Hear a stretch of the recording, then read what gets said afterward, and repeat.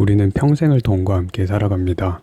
출근해서 일하고 월급을 받고 소비하고 세금을 내고 대출이 있으면 대출도 갚고 투자 얘기도 듣고 각종 금융 서비스를 이용하면서 살죠. 그런데 정말 이상한 사실 하나가 있습니다. 이렇게 하루에도 수십 번씩 돈과 마주하면서도 정작 돈을 제대로 배워본 적은 거의 없다는 점입니다. 우리 모두 어릴 때부터 국영수는 배웠습니다. 하지만 금리, 대출 구조, 세금, 인플레이션, 보험, 연금, 투자 같은 것들은 누구도 정식으로 설명해 준 적이 없었습니다. 그러다 보니 우리는 사회에 첫 발을 내딛는 순간부터 돈이라는 걸 한 번도 배워본 적 없는 언어로 다루기 시작합니다. 그리고 문제는 돈은 우리가 모르는 순간부터 조금씩 조용하게 우리의 삶을 갉아먹기 시작한다는 겁니다. 만약 여러분이 통장 잔고는 늘 비슷하고 수입은 오르는데 체감은 그대로이고 이게 지금 잘 가고 있는 건가? 라는 의문이 든다면 오늘 영상은 꼭 시청하시길 바랍니다. 오늘은 돈 공부를 전혀 하지 않은 채 월급쟁이로 10년을 살아가면 실제로 어떤 일이 벌어지는지, 그리고 자본주의에서 돈을 모르는다는 것이 어떤 결과를 만드는지 이야기해 보겠습니다. 마지막으로 그런 현실 속에서 우리는 무엇을 해야 하는지도 한번 정리해 보도록 하겠습니다. 대부분의 직장인은 비슷한 10년을 살아갑니다. 혹시 직장인이시고 돈에 크게 관심이 없는 상황에서 지난 몇 년을 한번 떠올려 보시면은 아마 아래 흐름과 크게 다르지 않을 겁니다.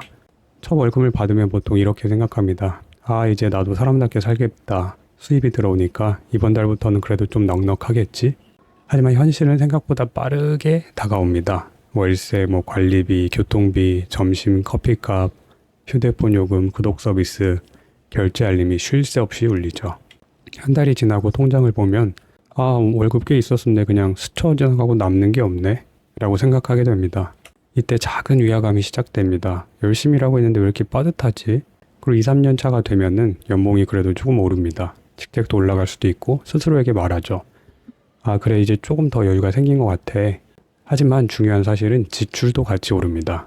점심 메뉴는 더 좋아지고 택시 횟수도 늘고 옷, 취미, 여행도 조금씩 늘어납니다. 그래서 통장 잔액은 여전히 예전과 비슷합니다. 이건 개인의 문제도 있긴 하겠지만 대부분의 사람들은 소득이 늘면 자연스럽게 지출도 같이 오르는 경향이 있기 때문입니다. 이때 대부분은 아직은 괜찮아 2, 3년 차인데 하며 넘어갑니다. 하지만 소비 습관과 자산 구조는 이미 천천히 굳어지고 있습니다.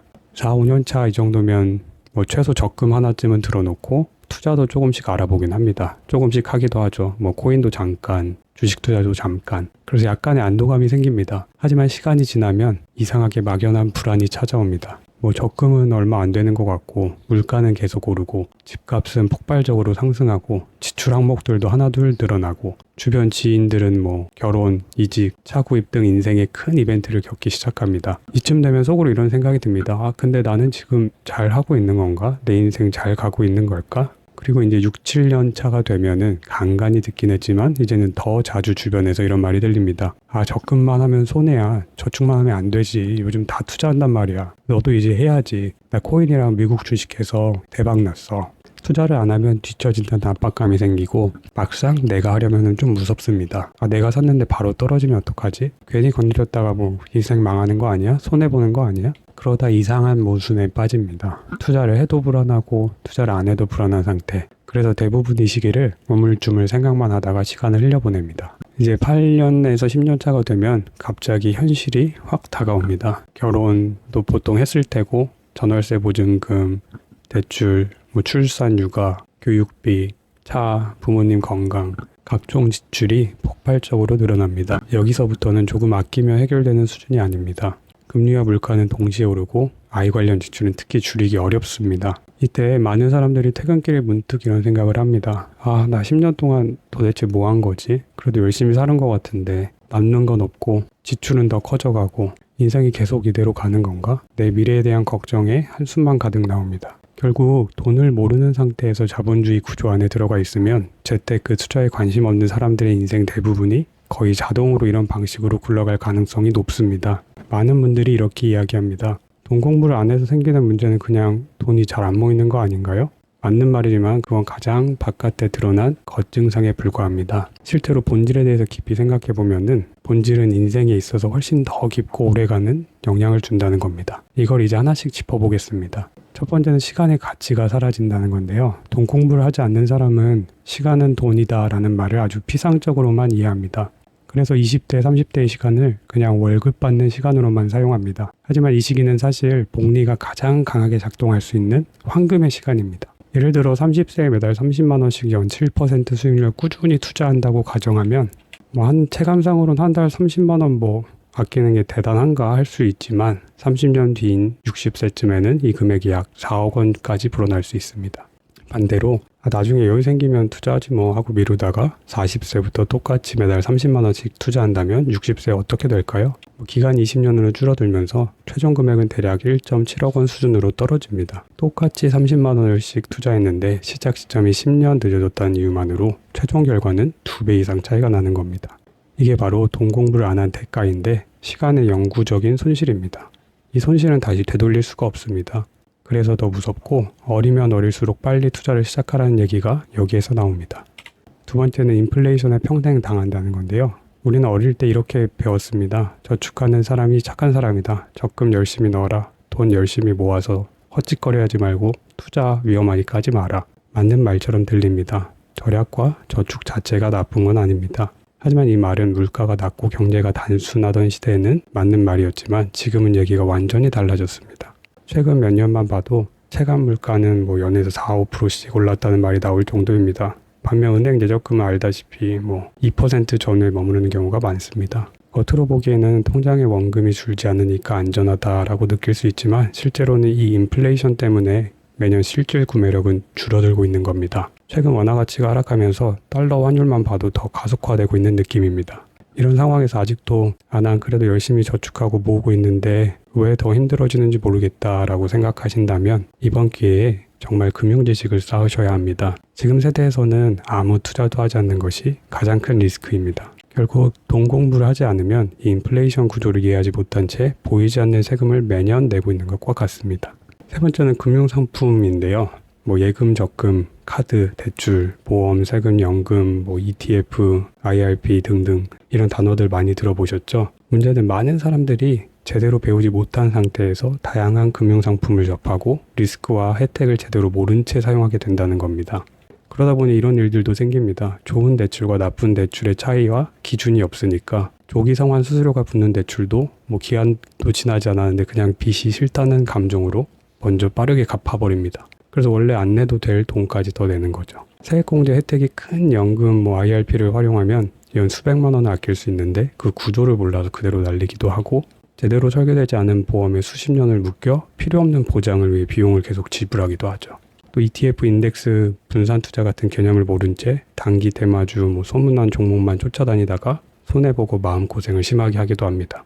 이렇게 하나하나 잘못된 금융선택이 쌓이고 쌓이면 생각보다 많이 버는데 늘 빠듯한 삶이 됩니다. 저도 한때 그런 적이 있었고요. 결국 돈 공부를 하지 않으면 우리가 시스템을 활용하는 게 아니라 시스템이 우리를 활용하는 삶이 됩니다. 그리고 네 번째는 돈 공부를 하지 않으면 우리는 자연스럽게 돈을 감정적으로만 다루게 된다는 겁니다. 주가가 만약에 조금 떨어지면 망했다, 큰일 났다, 가슴이 쿵쾅쿵쾅 거립니다. 그리고 조금만 오르면 지금이라도 더 넣어야 하나 갈팡질팡하게 됩니다. 또 주변 사람의 수익 인증을 들으면 마음이 급해지고 내 계좌의 파란색 숫자를 보면 조급함과 불안이 올라옵니다. 그러다 어느 순간 투자는 분석과 전략이 아니라 감정놀이에 가까워집니다. 떨어질까 불안해서 못 사고 오를까봐 두려워서 못 팔고 남들 수익 얘기 들으면 조급해지고 조금 잃으면 공포로 멈추고 조금 벌면 욕심이 나고 돌아보면 후회만 남는 구조.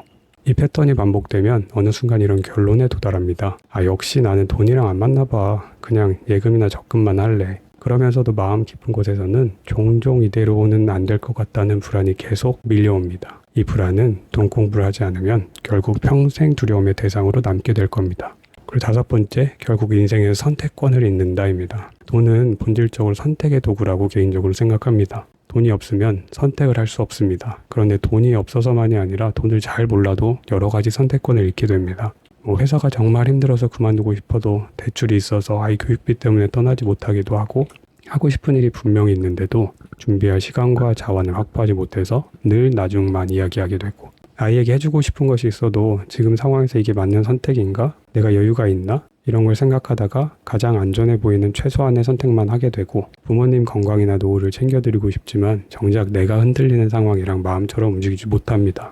이렇게 인간관계, 커리어, 거주지, 육아, 라이프 스타일 등 대부분의 판단이 돈에 의해서 좌지우지되고 시작과 끝이 돈으로부터 시작하게 됩니다. 결국 돈 공부를 하지 않는 사람에게 벌어지는 가장 큰 비극은 바로 돈이 삶을 지배해버리게 된다는 겁니다. 우리가 돈을 관리하는 것이 아니라 돈이 우리의 감정과 선택을 강요하게 되는 거죠. 결국 다양한 돈 관련 결정은 늘 불안 속에서 내려지고 삶은 점점 위축되고 내가 원하는 인생과는 조금씩 멀어지게 됩니다. 여기까지 들으시면 혹시 이런 생각이 드실 수 있습니다. 그래, 다 맞는 말인데 그럼 나는 그냥 노력을 안 해서 지금 상황인 건가? 많은 분들이 문제를 자기 탓으로 돌립니다. 그러면서 이런 생각들을 하죠. 아, 내가 좀 더 아꼈어야 됐나? 내가 좀 더 일찍 투자를 시작했어야 되나?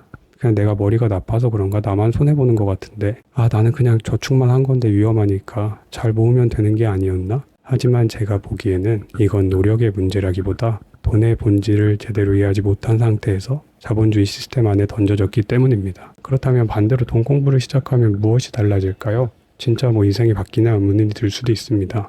저는 개인적으로는 많은 부분에서 바뀐다고 단정적으로 말씀드리고 싶습니다. 그리고 그보다 더 중요한 사실은 이미 돈 공부 금융지식이 인생의 필수 지식이 되어버린 세상이 되었다는 거죠.